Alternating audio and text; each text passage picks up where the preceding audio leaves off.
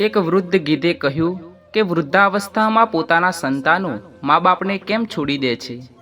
આજનો વિડીયો તેના વિશે છે, તો દરેક વ્યક્તિએ આ વિડીયો જોવો જોઈએ, કારણ કે આજે જે બાળક તે દરેકને વૃદ્ધાવસ્થા આવશે, તે કાલે જુવાન બનશે, પરમ દિવસે તમે યુવાન થશો અને બીજા દિવસે તમારે વૃદ્ધાવસ્થા સ્વીકારવી પડશે। ગમે તે હોય, આમાં કોઈનું સાંભળવામાં આવશે નહીં। એવું નથી કે જો કોઈ વ્યક્તિ ખૂબ જ અમીર હોય તો તે થોડી લાચ આપે તો તેના પર વૃદ્ધાવસ્થાની અસર ન થાય। એવું નથી કે કોઈ બહાદુર છે, લોકો તેમનાથી ખૂબ ડરે છે, તેથી તેને વૃદ્ધાવસ્થા નહીં આવે। ભલે ગમે તે થાય, પણ દરેક વ્યક્તિને વૃદ્ધાવસ્થા તો આવે જ છે। આજની આ માહિતી દરેક વ્યક્તિએ ધ્યાનથી સાંભળવી જોઈએ। આ વિડીયો પરથી તમને ખબર પડશે કે મા બાપને તેના બાળકો વૃદ્ધાવસ્થામાં કેમ છોડી દે છે। આ સમજવા માટે આપણે આ વાર્તા ધ્યાનથી સાંભળવી જોઈએ। વાર્તા શરૂ કરીએ તે પહેલાં તમને વિનંતી છે કે આપણી આ ચેનલને સબસ્ક્રાઈબ જરૂરથી કરી દેજો અને વિડીયો પસંદ આવે તો લાઈક અને શેર કરી દેજો। તો ચાલો કહાની શરૂ કરીએ। એક જંગલમાં એક ખૂબ જ મોટું અને ઘટાદાર વટવૃક્ષ હતું। જંગલના હજારો પક્ષીઓ આ વૃક્ષ ઉપર આવીને આખો દિવસ કિલકિલાટ કરતા હતા અને આખા જંગલના પક્ષીઓ એ વટવૃક્ષ પર આરામ કરવા આવતા। કેટલાક પક્ષીઓ વટવૃક્ષમાં અપાર આનંદ અનુભવતા હતા। એવું કહેવાય છે કે જ્યારે આપણે કોઈ જગ્યાએ અથવા વ્યક્તિ સાથે લાંબા સમય સુધી રહીએ છીએ, ત્યારે આપણે તેની સાથે ખૂબ જ ગાઢ રીતે જોડાયેલા થઈ જઈએ છીએ। આવી જ રીતે તે સમયે ત્યાં રહેતા તમામ પક્ષીઓ તે વટવૃક્ષ સાથે ગાઢ રીતે સંકળાઈ ગયા હતા। એક સમયે તે જંગલમાં દુકાળ પડ્યો। ઘણા વર્ષો સુધી વરસાદ ન પડ્યો, જેના કારણે જંગલના બધા જ વૃક્ષો સુકાઈ જવા લાગ્યા। તે વટવૃક્ષ પણ સંપૂર્ણપણે સુકાવા લાગે છે, જેની ઉપર બધા પક્ષીઓ આરામ કરતા હતા।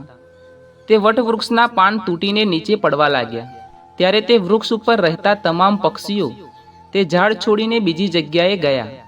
જ્યારે એક વૃદ્ધ ગીધ તે ઘરડા વટવૃક્ષ ઉપર બેસી રહે છે, તેણે જોયું કે બધા પક્ષીઓ એક પછી એક ત્યાંથી જતા રહ્યા। કેટલાક પક્ષીઓએ તે વૃદ્ધ ગીધને પણ પોતાની સાથે ચાલવા કહ્યું, પરંતુ વૃદ્ધ ગીધે તેમની સાથે જવાની ના પાડી। તે કહે છે કે મારો જન્મ આ ઝાડ પર થયો છે, આ ઝાડ પર રમીને હું મોટો થયો છું। આ વટવૃક્ષે મને મારા જીવનની તમામ ખુશીઓ આપી છે। આજે જ્યારે તેના પર આફત આવી છે, ત્યારે તેને આફતમાં છોડીને હું એકલો કેવી રીતે જઈ શકું? આ વૃક્ષે મને ઉછેર્યો છે, સુખ દુઃખમાં મારો સાથ આપ્યો છે। હું આ વૃક્ષનો ઋણી છું। હું જીવતે જીવ આ વૃક્ષને છોડીશ નહીં। એવા લોકો ખૂબ સ્વાર્થી હોય છે, જેઓ તેમના માતા પિતાને વૃદ્ધાવસ્થામાં છોડી દે છે અથવા વિદેશમાં સુખી જીવન જીવે છે।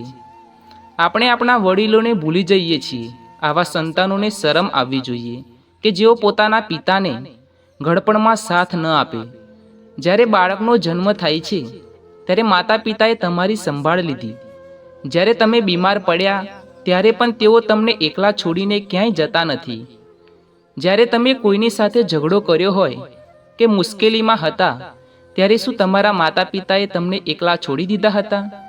જ્યારે તમને કંઈક સારું ખાવાની ઈચ્છા થઈ, ત્યારે તેને પોતે તે વસ્તુ ખાધી નથી, તેને તે વસ્તુ તમારા માટે છોડી દીધી।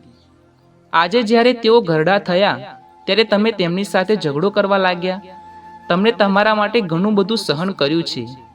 આપણે તેમના માટે કંઈ પણ કરી શકતા નથી।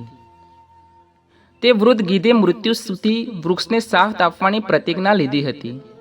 કપરી પરિસ્થિતિમાં પણ તે ગીધ પક્ષી એ તે વટવૃક્ષનો સાથ છોડ્યો નહીં।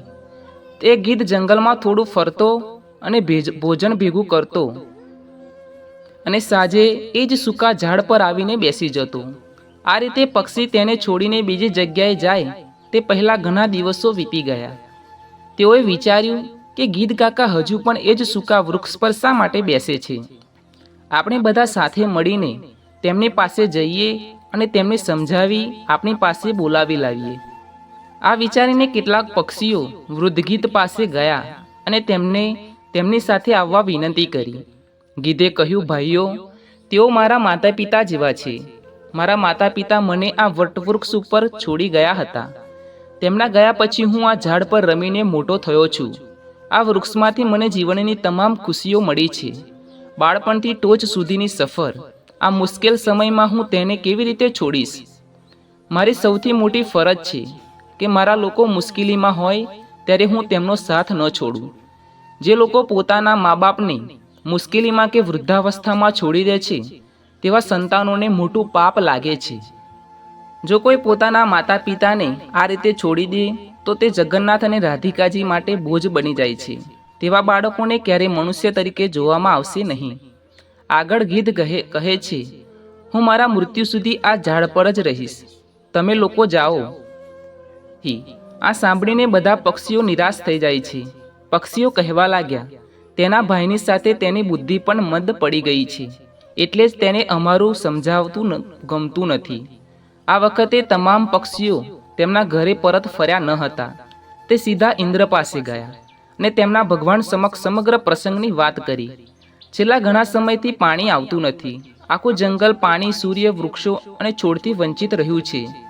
જંગલના તમામ જીવો જંગલ છોડીને બીજે જાય છે.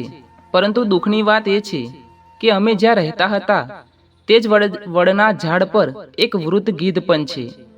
સમગ્ર વટવૃક્ષ બળીને ખાખ થઈ ગયું છે. તેમ છતાં આ ગીધ તે વૃક્ષ પરથી ક્યાંય જતું નથી. આ વૃક્ષ બિસ્માર હાલતમાં પડી ગયું છે. તે ગમે ત્યારે પડી શકે છે. અમે સમજાવ્યા પછી પણ તે ઝાડ છોડવા તૈયાર નથી. તે ગીધ કહેતો હતો કે મરતા સુધી તે વૃક્ષને છોડશે નહીં. તેથી હે પ્રભુ, આપ જ કંઈક કૃપા કરો અને અમારી મદદ કરો.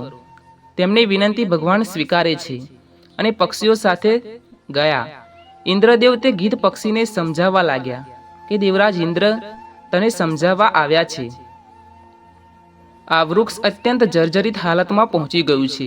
તેની ડાળી સુકાઈને પડી ગઈ છે. જો કોઈ દિવસ ઝાડ પડી જાય તો તમે મરી શકો છો. તેથી આ વૃક્ષ છોડીને સુરક્ષિત સ્થાન પર જાઓ. દેવરાજ ઇન્દ્રની વાત સાંભળ્યા પછી ગીધે બોલવાનું શરૂ કર્યું. તે કહે છે, જ્યારે હું જન્મ્યો ત્યારે મારા માતા પિતા મને આ વૃક્ષ ઉપર છોડીને સ્વર્ગમાં ગયા હતા. મારા બાળપણની યાદો આ વૃક્ષ સાથે જોડાયેલી છે. મારું આખું જીવન આ ઝાડ સાથે જોડાયેલું છે. આખી જિંદગી આ વૃક્ષના છાયામાં વિતાવી છે. હું તેને છોડીને કેવી રીતે જાઉં? તમે બધા એ જ કરો છો કે જ્યારે આફત આવે ત્યારે તમે તમારા મા બાપને ગરીબીમાં છોડી દો છો. હું અધર્મી લોકો જેવો નથી. હું આ વખતે મારા માતા પિતાની જેમ મારા છેલ્લા શ્વાસ સુધી આ વૃક્ષને સાથ આપીશ. આવો અદ્ભુત પ્રેમ જોઈને ઇન્દ્રદેવ ખૂબ ખુશ થઈ જાય છે અને કહે છે કે હું તમને વરદાન આપવા માંગુ છું. મને કહો કે તારે શું જોઈએ છે. પછી તે ગીધ કહે છે કે જો ભગવાન આપ આપવા માંગો છો એવું વરદાન આપો કે આ જંગલના વૃક્ષો લીલાછમ થઈ જાય. હું તો વૃદ્ધ થઈ ગયો છું. મારા જીવનના થોડા દિવસો જ બાકી છે. જો તે બધાનું ભલું થશે તો મને પણ એ સાંભળીને આનંદ થશે કે વૃક્ષ ફરી લીલુંછમ થઈ ગયું છે. ઇન્દ્રના વરદાન મુજબ આખા જંગલના વૃક્ષો ફરીથી લીલાછમ થઈ જાય છે અને ચારે બાજુ હરિયાળી છવાઈ ગઈ. પશુ પક્ષીઓ જંગલ છોડીને ચાલ્યા ગયા હતા તેઓ જંગલમાં પાછા ફર્યા અને વૃદ્ધ ગીધને મદદ કરવા લાગ્યા. તમામ પક્ષીઓ ગીધની સેવા કરવા લાગ્યા. ગીધ માટે ખાવાનું પીવાનું પણ દરેક પક્ષીઓ લાવવા લાગ્યા. આપણે પણ આ વાર્તામાંથી શીખવું જોઈએ કે આપણે આપણા મા બાપના વૃદ્ધાવસ્થા દરમિયાન તેમનો સાથ છોડવો જોઈએ નહીં. તેઓની સેવા કરવી જોઈએ. જે મા બાપે તમને જન્મ આપ્યો છે અને જે તમારું પાલન પોષણ કરે છે, તમને ઉછેરવામાં તેને ઘણી મુશ્કેલીનો સામનો કર્યો છે. જો તમે તેમના વૃદ્ધાવસ્થામાં તેમને સાથ આપી શકતા નથી તો આ જીવનનો કોઈ ફાયદો થશે નહીં. એટલે મિત્રો, આ વિડીયો પરથી આપણને એ જાણવા મળે છે કે દરેક વ્યક્તિએ પોતાના મા બાપની સેવા કરવી જોઈએ. મિત્રો, જો તમને આ વિડીયો પસંદ આવ્યો હોય તો વિડીયોને લાઇક કરી દેજો અને ચેનલને સબસ્ક્રાઈબ કરવા વિનંતી છે. મળીશું હવે એક નવા વિડીયો સાથે. જય શ્રી કૃષ્ણ. રાધે રાધે.